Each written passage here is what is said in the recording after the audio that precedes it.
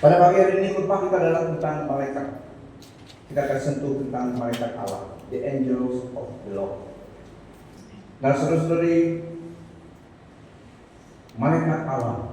Malaikat adalah makhluk ciptaan Allah. No matter how glorious, no matter how powerful mereka tidak almighty, mereka tidak all-powerful, mereka adalah ciptaan Allah. Semua spesies yang lain. Manusia adalah ciptaan Allah juga dengan spesies yang lain. Mereka adalah ciptaan Allah. Mereka kuat daripada manusia.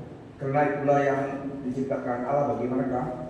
Mereka ada yang tinggi, biasanya tinggi, tapi kita belum lihatlah yang in person. Kita tahu description dalam firman Tuhan. So mereka adalah makhluk yang diciptakan Allah. Dan mereka adalah immortal being. Maksudnya tidak mati-mati lagi. Dan tidak ada kemampuan lagi kalau mereka jatuh dalam dosa. Kalau mereka berontak kepada Allah, there is no more second chance bagi mereka. Manusia ada. Karena kita masih dalam tubuh mortal ini, yang fana ini.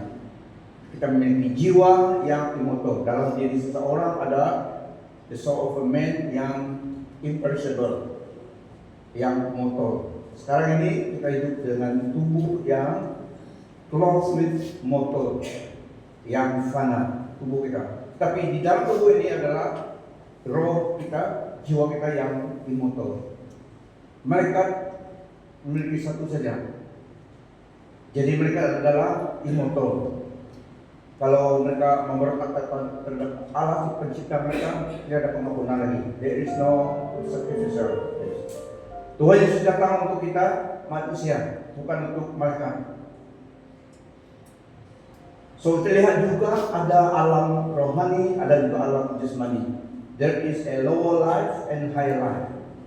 Lower maksudnya hidup yang sementara, higher life adalah eternal, yang tidak habis-habis, tidak ada hadnya. Di dunia ini ada hadnya. Hidup manusia yang mortal, yang the lower life ada hadnya. 70, 80, 100, ada pada 100 lebih.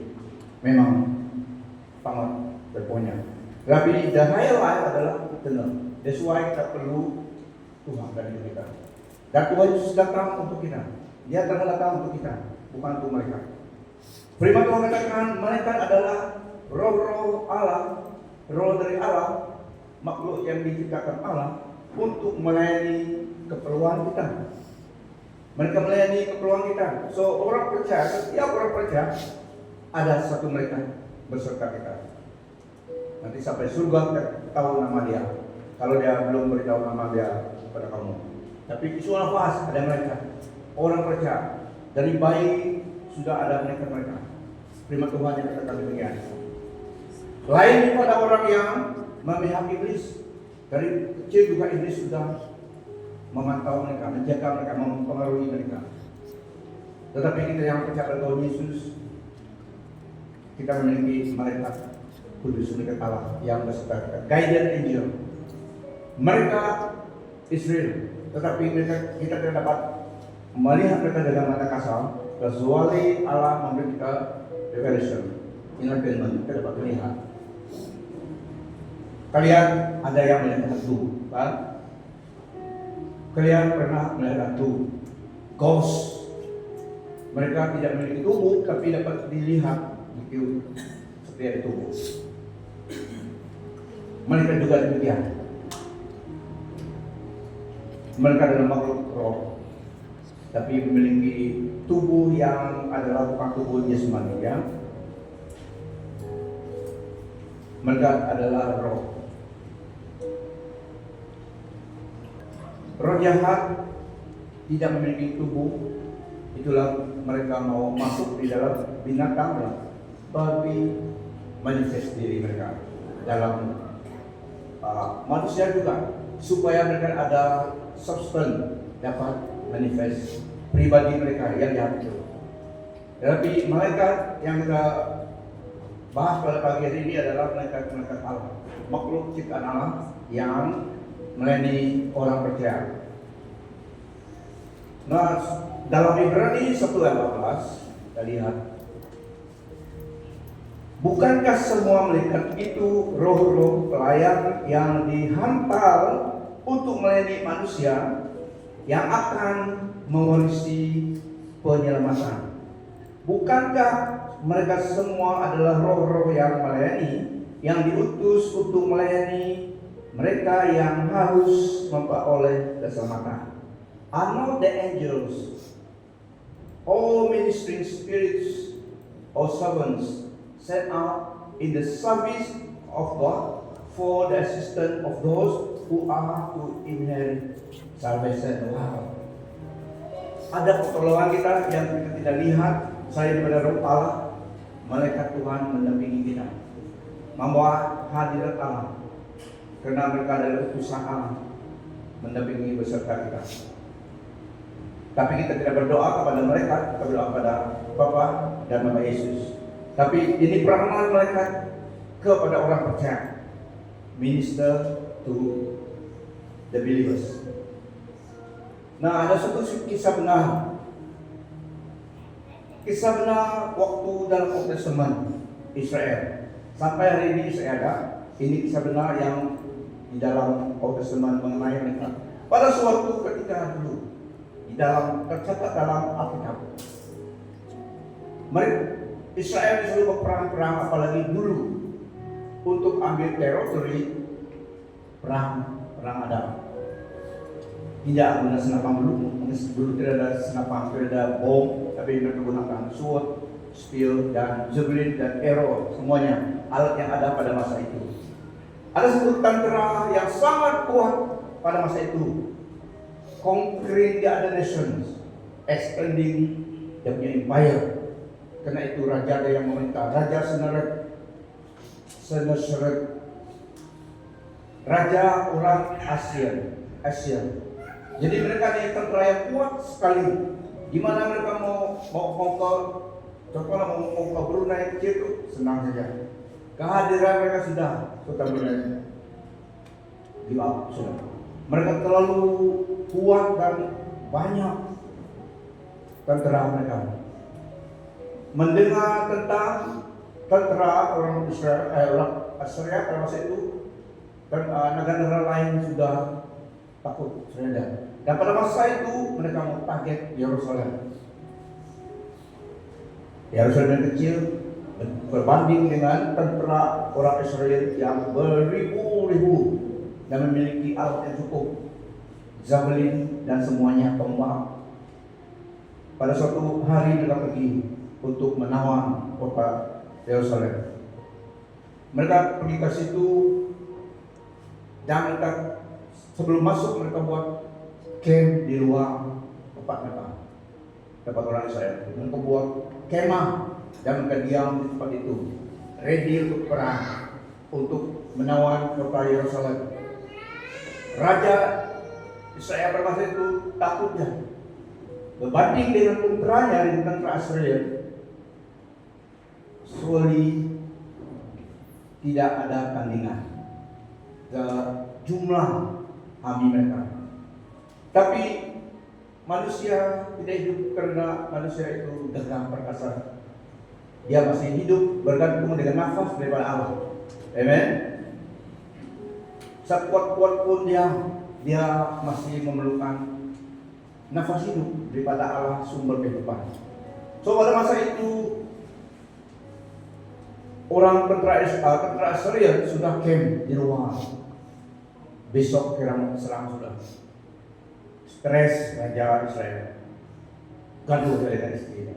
Gaduh. Macam mana tadi? Saya dapat tidak. Takut karena berbanding dengan tentara Israel. Tentara Israel. Tapi puji Tuhan, ada Nabi Allah di situ. Hezekiel kan nama dia, ya, saya itu Hezekiel. Seorang Nabi Allah ada situ. That's why rohani, the spiritual yang lebih berkuasa daripada the natural. Pada masa itu Nabi Hezekiel mencari Tuhan, berdoa kepada Allah Israel. Karena itu saja harapan. Kalau berperang tentu memang 1 jam kalau sampai 1 jam. Memang mereka ditewaskan dengan jumlah tentara Assyria yang banyak itu. Tetapi hidup ini tidak bergantung pada keperkasaan ciptaan, keperkasaan kuda ataupun manusia, kepintaran manusia ataupun yang lain, tapi bergantung kepada Allah yang ultimately the giver, sovereign of all. Nabi Hizkia berdoa kepada Allah di dalam Israel. Nah, miraculous thing happen. Pada malam itu Allah mengutus malaikatnya. Jumlah tentara Israel yang direkuat pada masa itu 185.000 yang ada di situ, yang ditewas oleh satu malaikat, the angel of the Lord. Satu malam itu untuk menjawab doa Hizkia berdoa untuk orang Israel. Setelah doa penting. Jangan kelihatan aku itu doa sebab itu penting karena hubungan dengan Allah, menolong, beri pertolongan kepada kita dan juga orang yang kita doakan. Seorang Nabi Allah berdoa kepada Allah, orang Israel, supaya beri pertolongan. Tuhan bertindak, suruh satu malaikat yang diutus. Malam itu datang. Pagi hari ada berapa orang Israel yang hidup, dia bangun pagi, tengok semua 185.000 tentara yang pakai pakaian tentara lengkap dengan topi semuanya, berbaring semua. Karena pada malam itu mereka pergi ke kemah orang Israel, bunuh semua yang 185.000 itu. Orang Israel itu terkejut bangun pagi, lihat corpses spread everywhere, terbaring semua orang Israel. Ada beberapa orang yang lari, yang hidup, termasuk raja itu, dia dapat lari ke Nineveh. Nineveh negara yang Yunus khotbah dulu tuh. Jahat orang sana waktu itu. Kejam, memang sangat kejam orang bangsa ini. Mungkin ada 200 sampai pada hari ini. Tapi pada masa itu memang orang yang kejam, very ganas, merciless daripada the Viking. Tapi itulah Allah yang memihak Israel berperang. Satu malaikat Allah.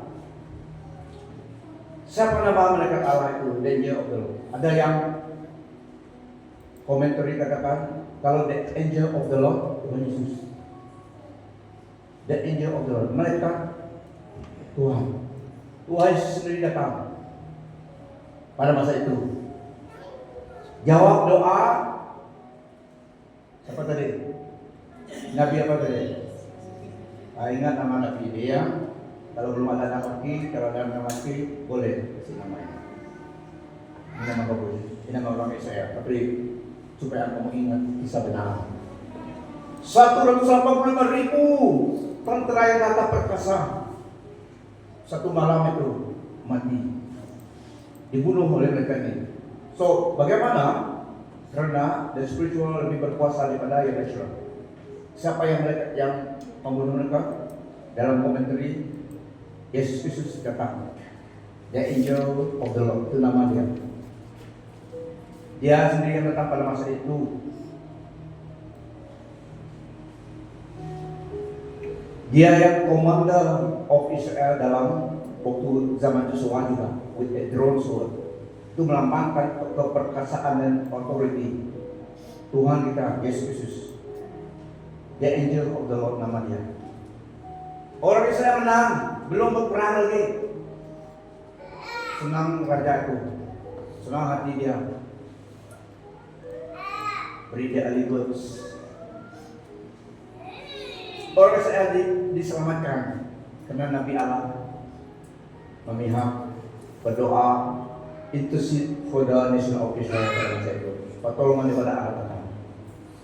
Ini di dalam firman Tuhan.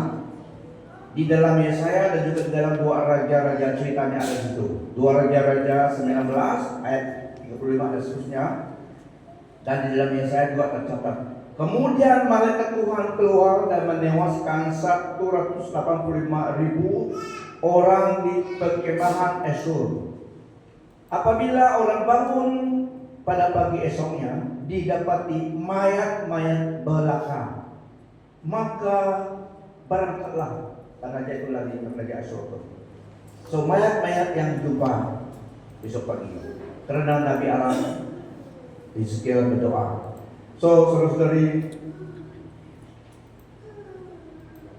malaikat Allah adalah benar dan ada tugas mereka. Mereka pun ada tugas, seperti kita pun ada peranan dan tugas kita di hadapan Allah. Cuma berbeda dengan mereka dan juga kita, karena kita peranan juga berbeda. Tapi semuanya melayani Allah pencipta kita, Yesus Kristus. Seorang AVB. Kemudian malaikat Tuhan keluar dan menewaskan 185.000 orang di perkemahan Esur ataupun Assyria. Apabila orang bangun pada pagi esoknya, didapati mayat-mayat belaka. So mayat tidak yang dijumpai kan.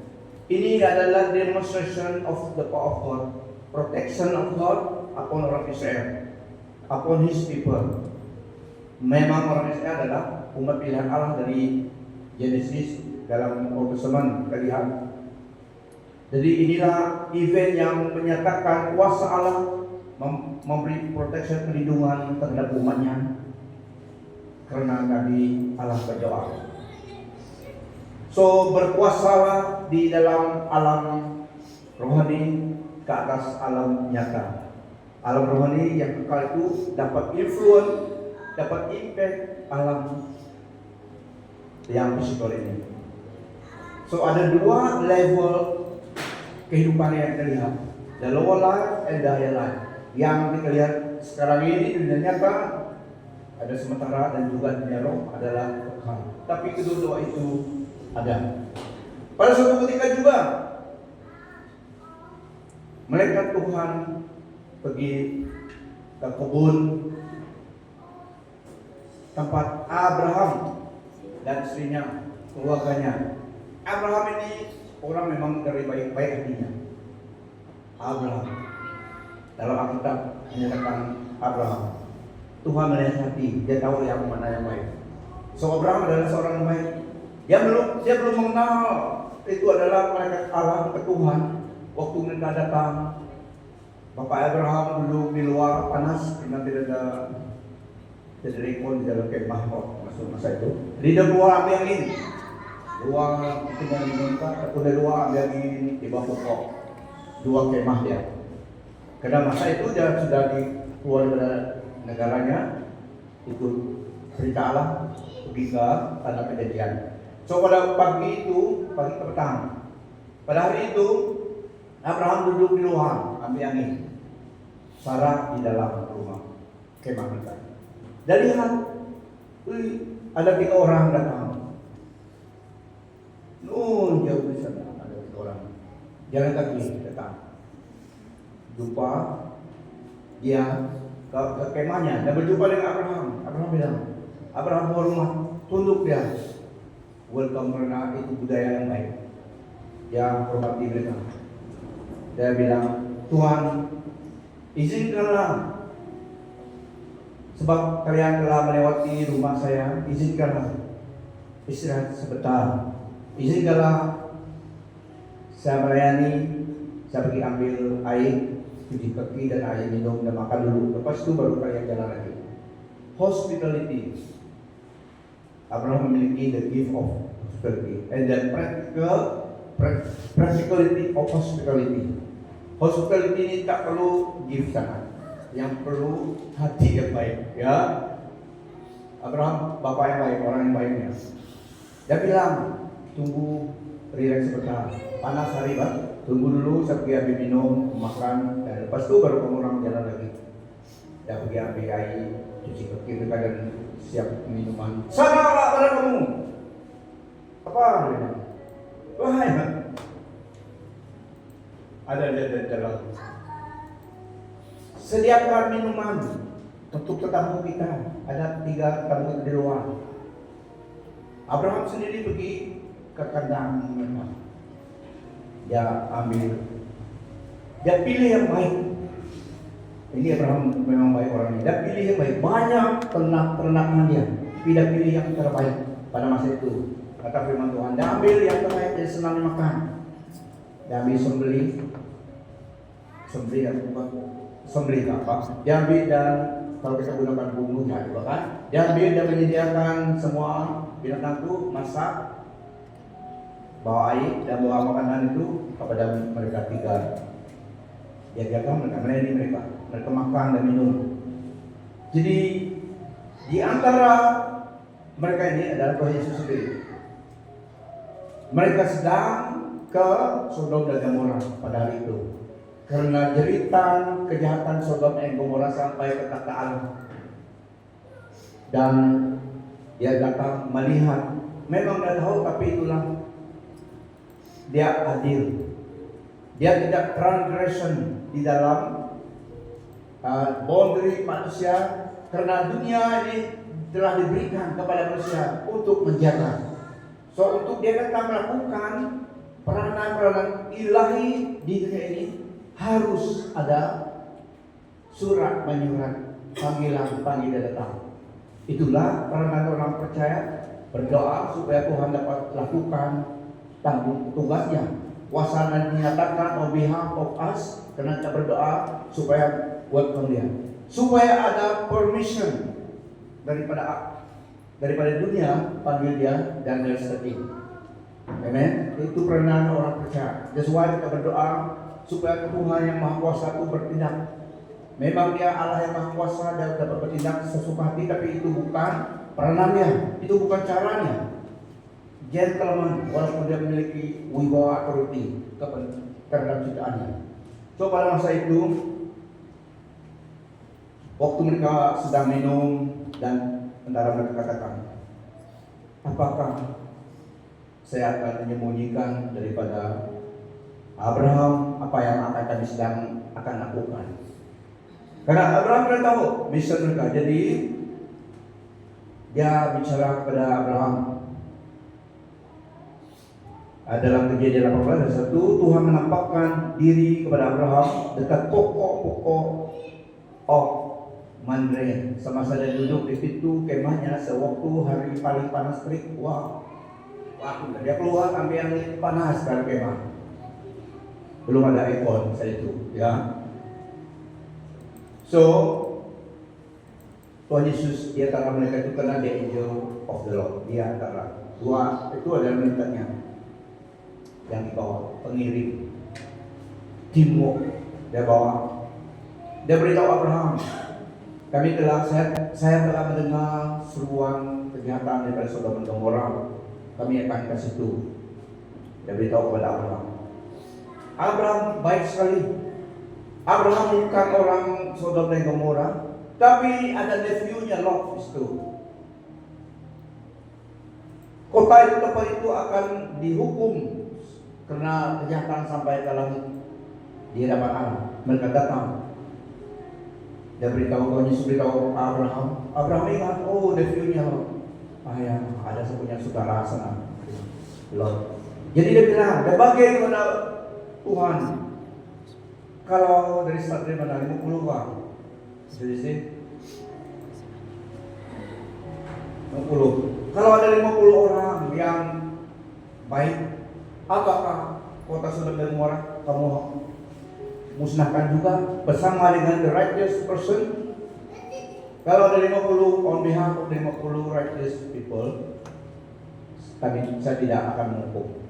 Sampai kepada 20, kalau ada 20, Abraham bagian. Dia ingat nephewnya Lot dan juga karena dia orang yang baik. Kalau ada 20, kalau ada demi yang 20 itu, saya tidak akan menghukum kota. Sampai 15, 20. Ada lagi bagian lagi. Ada minta lagi 10. 10 dia minta, kalau 10 apakah Tuhan menghukum semua kota itu jadi 10 yang baik? Tidak. Sampai ke 5. Sampai 10 sampai ke 5 kan. Kalau ada, saya akan membebaskan. Kalau tidak, hukuman akan melanda mereka. Jadi janganlah Tuhan dan dua mereka itu. Abraham memang orang baik. Sampai di situ. Belum satu wakanya saja. Cucu 5 orang kan. Mereka Tuhan 2 orang tuh bawa mereka lari. Ini kota akan dihanguskan. Itulah Lot dan istrinya kan keluar. Siapa yang jadi tiang garam? Lot? Tidak. Instruction harus diikuti. Mereka Tuhan katakan kepada Lot dan istrinya, keluarga Lot, jangan pandang ke belakang, terus jalan saja. Cepat jadilah, karena timetable Tuhan juga kalau dia buat sesuatu memang ikut set time juga ada masa itu. Mereka Tuhan. Lot lambat-lambat mereka Tuhan tarik dia tangannya keluar daripada pintu. Tarik. Jalan. Tapi siang. Istri Lot pandang ke belakang. Dan mau pandang ke belakang, kata firman Tuhan, dia menjadi tiang garam. Sulfur. Sulfur itu dari situ malaikat Allah. Dan Tuhan Yesus bersama dengan malaikatnya melakukan peranan mereka di dalam dunia manusia. Mereka dapat melakukan itu karena dosa yang Sodom Gomora lakukan sudah sampai ke surga. Dan Tuhan datang melihat, dia melihat apa kebenaran. Memang dia tahu, tapi dia untuk adil, dia akan lihat bagian dengan Abraham, upaya Abraham, intercede of manusia pada masa itu ternyata memang benar, dan yang diselamatkan adalah yang demikian, yang dibagikan oleh Abraham. So, Allah kita adil. That's why kita berdoa supaya Tuhan berpindah di dalam dunia kita manusia. Pada suatu ketika juga Petrus di penjara. Kita tahu kisah itu dalam Kisah Rasul 12 ayat 5 sampai 11. Kisah Rasul Petrus di penjara. Kisah Rasul 12 5 sampai 11. Sementara itu Petrus dikawal rapi di dalam penjara. Tetapi jemaat Tuhan pun jemaah berdoa dengan sungguh-sungguh kepada Allah untuk Petrus. Ada doa syafaat untuk Petrus.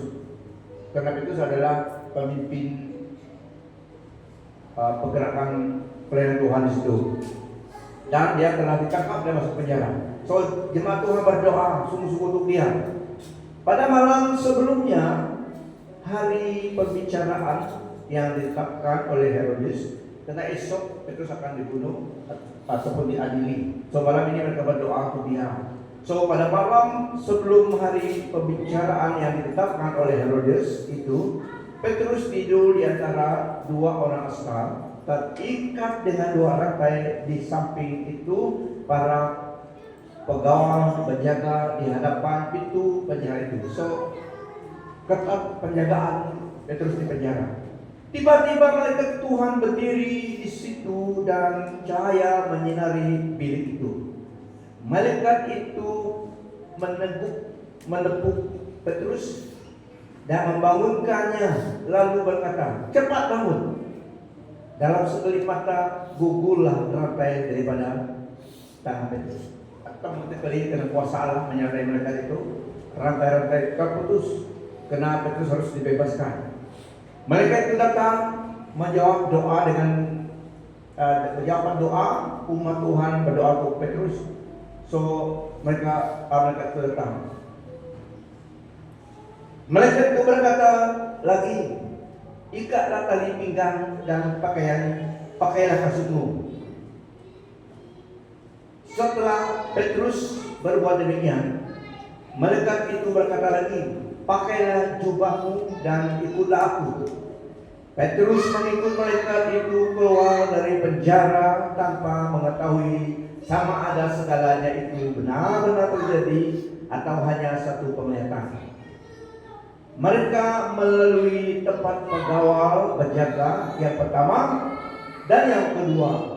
Akhirnya mereka sampai di pintu besi yang menyala ke kota. Lalu pintu itu terbuka dengan sendirinya dan mereka pun keluar. Nah, mereka itu pintu tutup sama saja. Pintu tutup terbuka sama saja, dinding ditebusi saja. Karena mereka adalah makhluk roh. Tapi juga memiliki tubuh kemuliaan. Fisik tidak dapat menghalangi mereka. Tapi Petrus karena dia manusia biasa, pintu harus buka. Kalau tidak pintu buka dan tetap tidak dapat keluar. Karena seperti korek seperti ini. Coba kamu keluar dari situ itu dengan buka ya. Kamu memang melanggar ya. Coba. Jangan terus ditutup, biar tutup. Memang terlanggar kan? Tapi pada masa itu karena mereka sampai terus pintu buka sendiri, tidak ada buka, tapi mereka Tuhan ada di situ. Pintu harus dibuka supaya terus dapat jalan.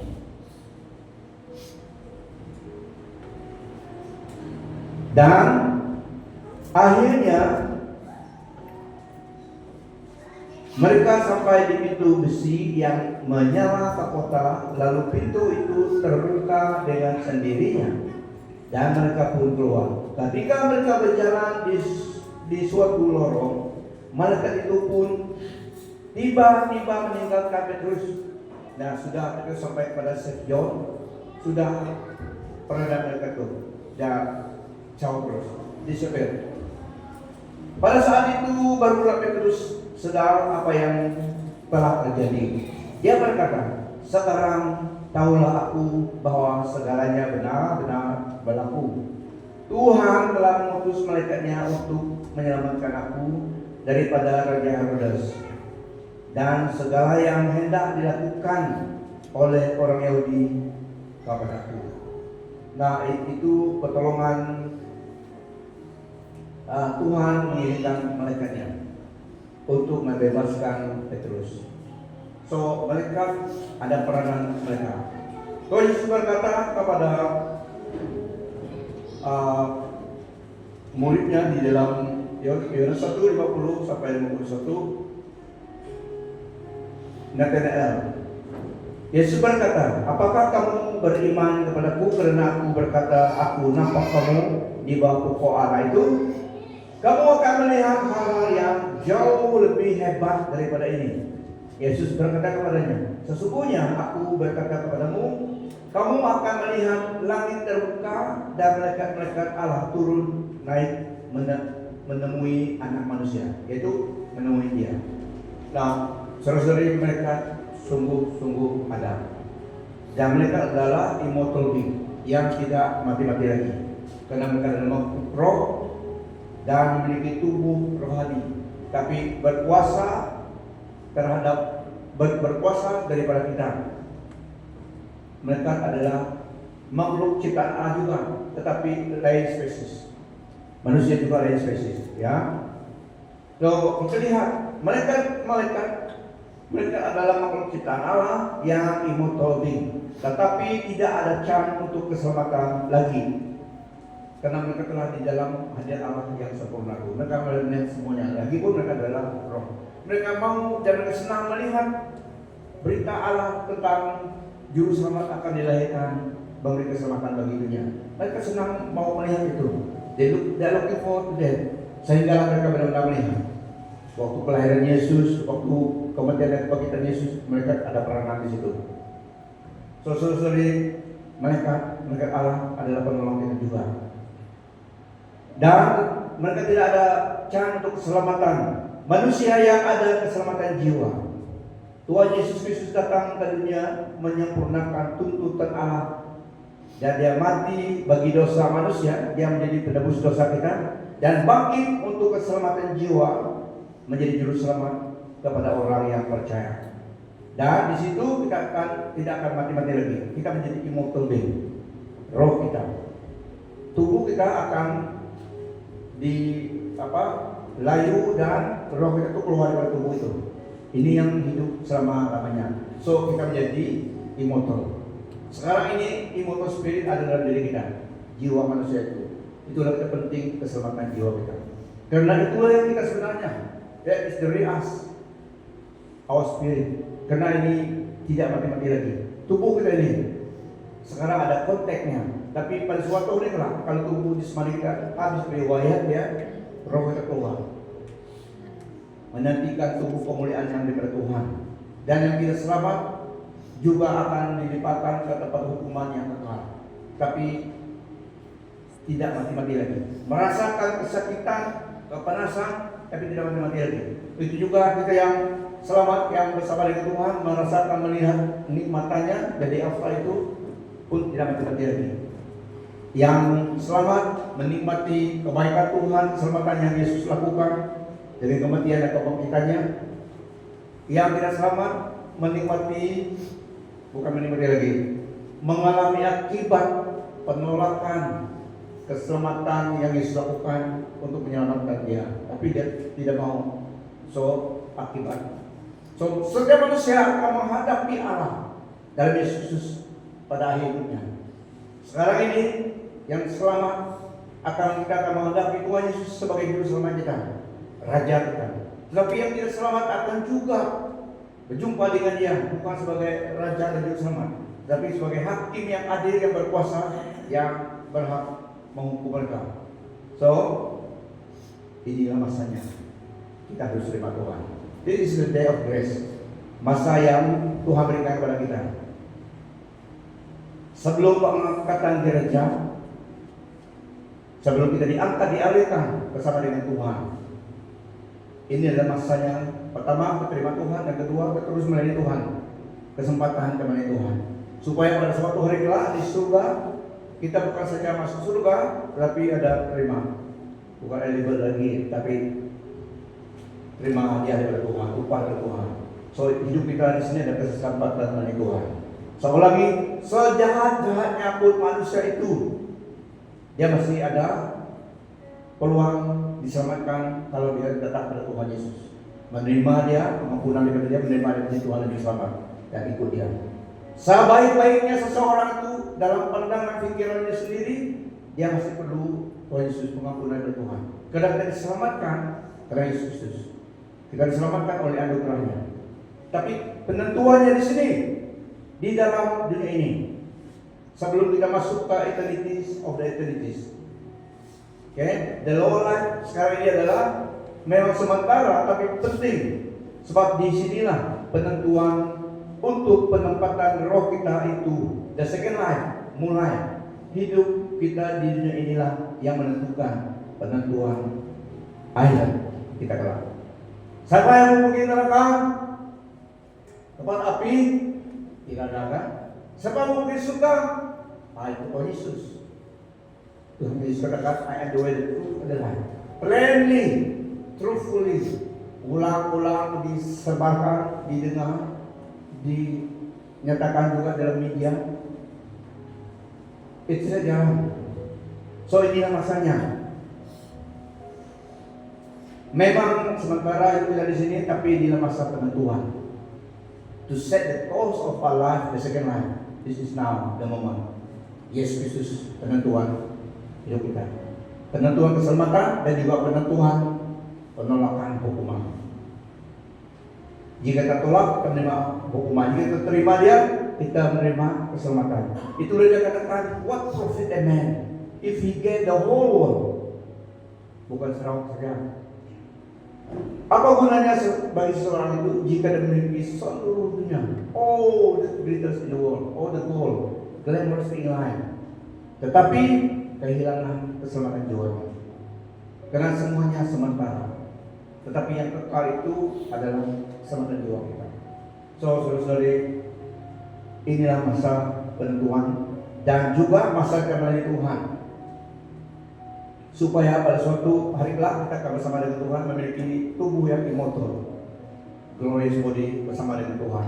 Inilah masanya itu. Dan Tuhan katakan seek first the kingdom of God and His righteousness.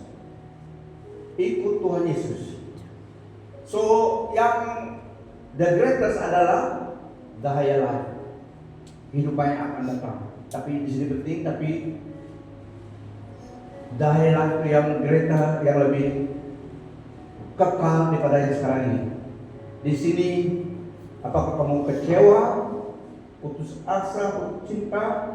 Tuhan mengatakan follow me. Dia juga pernah dianiaya, dicaci maki. Have you been betrayed, disappointed, discouraged? Kecewa karena peluang dari hidup terlalu lepas. Kekasihmu diambil orang. Ini contoh saja, bukan ya. Apakah kamu kecewa karena itu? Ataupun kena job opportunity? Maksudnya sebenarnya kamu yang layak, tapi yang interview itu yang ada power, yang ada authority untuk mengesahkan siapa yang diterima. Kawan seorang yang tidak layak tadi, dia diterima karena bukan dia layak, tapi kawannya yang ambil dia. So kamu kecewa, percuma sudah CV, masih guna dengan buangnya, dengan bakalnya. Kecewa sangat, putus cinta bukan putus hayat, amen. I want to know what love is. Tuhan Yesus akan beritahu. I want you to show me. Ya, coba biar lagi. Let it go, let it go. Ada lagi sejuta wajah menanti.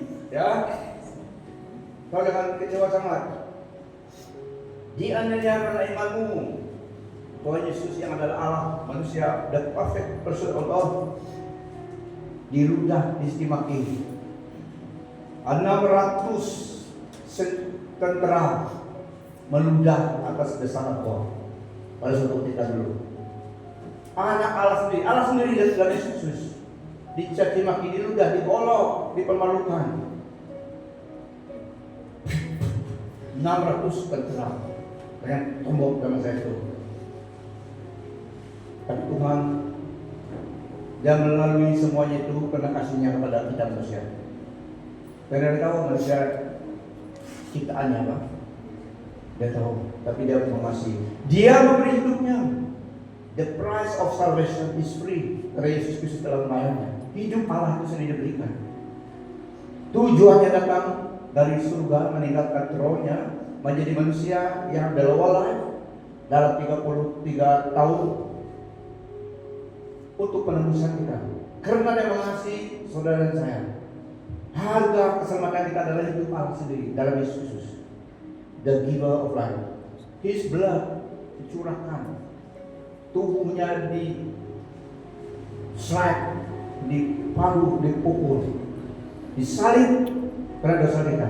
Dia biarkan saja, karena ini jalan yang harus disempurnakan untuk keselamatan manusia yang kelak akan percaya pada Dia. So supaya kita layak di surga. Tuhan Yesus melakukan semuanya itu. Such an amazing love. Apakah manusia sampai hati menolak pengorbanan kasih demikian?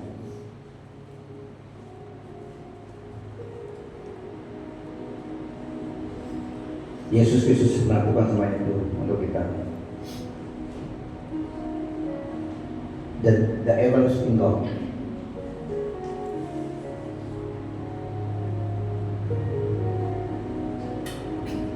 How marvelous, how wonderful in my soul shall ever be.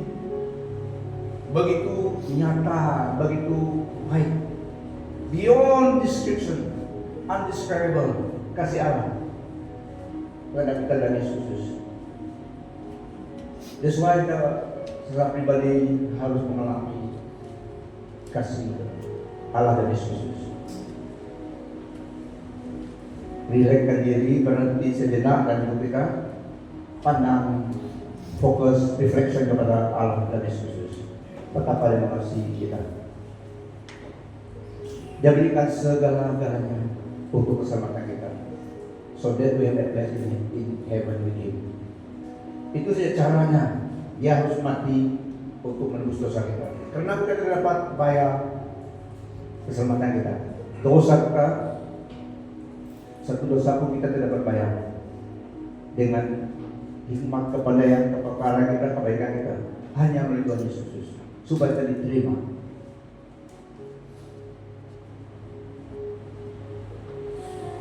Sebab aku yakin, Roma 8:18.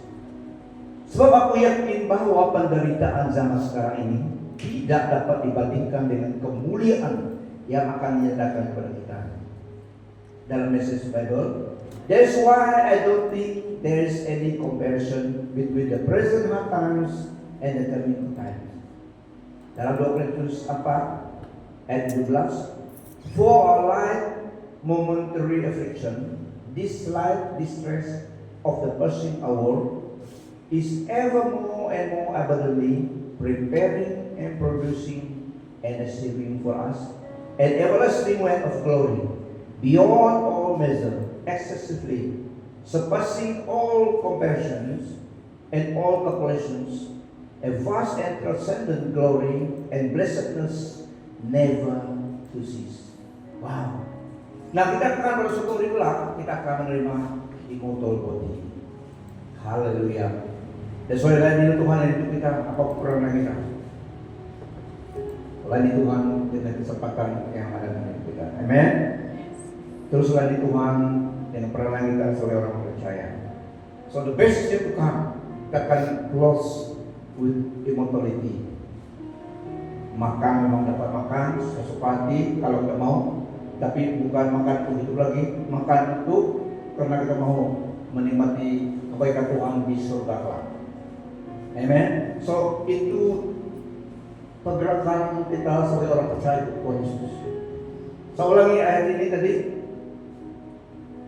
For our light momentary affliction, this slight distress of the passing hour is ever more and more abundantly preparing and producing and achieving for us an everlasting weight of glory beyond all measure, excessively surpassing all comparisons and all calculations, a vast and transcendent glory and blessedness never to cease.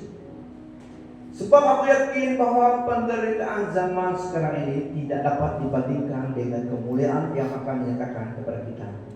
That's why I don't think there's any comparison between the present times and the coming good times. Wow. Amen.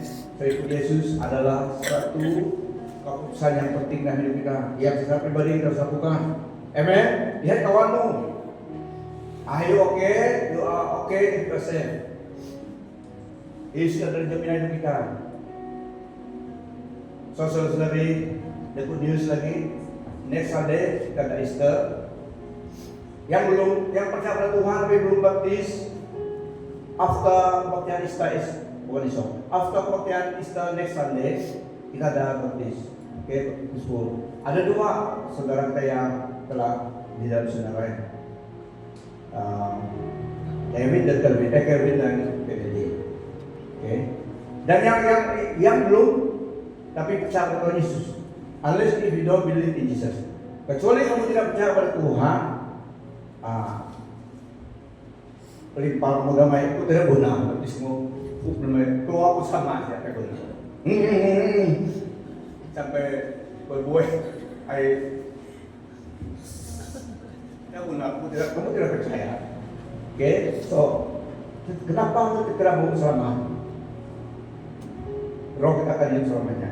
Oke, jadi tidak baiknya beritahu pada kekuasaan kamu yang kamu mau baptis, nanti percaya, belum baptis. So after kebaktian Easter 20 bulan next Sunday kita ada baptisan. Nanti peserta boleh beri buku note yang memberi kita apa makna, apa tujuan Kenapa baptis? Sedangkan kita selamat, sudah terima Yesus Kristus sebagai Tuhan dan selamat kita dalam hati kita, sesuai dengan Roma 10 ayat 9 sampai 10. If we confess with our mouth and believe with our heart, Jesus Lord and Savior, kita selamatkan. Tapi kalau kita masih di dunia ini, kalau kita percaya pada Tuhan, second step adalah dibaptis. The next step lagi adalah menerima perjamuan Tuhan. Okay? Dan step seterusnya adalah ikut Tuhan terus. Setia pada Tuhan, dan ibadah, sapa pelayan Tuhan dan demikian. Oke, seorang lagi yang belum baptis, jika ada saudara anak kita, anggota pelangi. Nah, tanggung jawab sebagai pastor Anda adalah memberi yang terbaik, yang penting menyatakannya, yang mendorong. Tapi kalau kamu tidak mau didorong pun, salah lagi. Sudah katakan sekarang yang bagus, Alkitab manual ada, yang fisikal ada, Alkitab dan buku ada. Tapi sekarang ini dalam handphone media ada. Dan bukan saja kita dapat baca. Kalau malas baca, tekan ke audio baca. Kalau malas lagi, tidak ada solusi lagi. Nada jalan. Baca pun malas, jangan aku balik. Semua canggih sekarang. Audio Bible, versi Bonyo, English, NIV, NLT, semua ada. Peliharalah hidup rohani Anda. Tanggung jawab kita diberi oleh Tuhan. Oke, saya ulangi, penting baptis karena kita percaya Tuhan. Kenapa kita baptis? Tuhan Yesus yang suruh. Sekiranya Tuhan panggil kita pulang, Tuhan datang angkat gerejanya. Semua kita yang percaya pada Tuhan tapi belum baptis, selamat juga. Karena bukan baptisan yang menyelamatkan, tapi penting karena Tuhan Yesus yang menyelamatkan kita itu yang suruh. Commandment, tidak ada opsional lagi. Karena ada yang katakan, kalian kalau saya mau, bukan.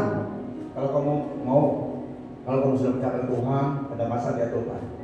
So, meskipun kita ada kelas baptis, supaya kita mengerti apa tujuannya, kenapa kita baptis, sedangkan kita sudah terima Tuhan. So dalam buku itu berdasarkan Alkitab ada itu. Dan bila kita baptis dalam Alkitab juga, ketua penjara dan keluarganya satu malam itu percaya terus dibaptis oleh Rasul Paulus pada malam itu karena kesibukan. Oke, di dalam mission juga on the road yang percaya pada Tuhan dibaptis di situ. Penting baptis karena Tuhan Yesus yang suruh. Oke, bukan baptis selamat menyelamatkan jiwa kita, tapi Tuhan Yesus menyelamatkan, dia yang suruh. Seorang di antara dua yang di atas salib itu bersama dengan Tuhan, seorang menolak Tuhan, sedangkan tidak lama berapa jam akan mati juga. Tapi seorang itu marah dia. Kenapa kamu tidak takut Allah? Kita dua ini layaklah dihukum karena kedua jahat, pencuri ataupun penjahat. Tapi dia ini tidak buat apa-apa. Jadi yang satu ini selamat, kata Tuhan Yesus. Dia katakan, Tuhan, remember me when you come in your kingdom. Tuhan Yesus jawab pada dia, surely I tell you, truly I tell you, today you will be with me in paradise. Karena pada hari itu mati juga.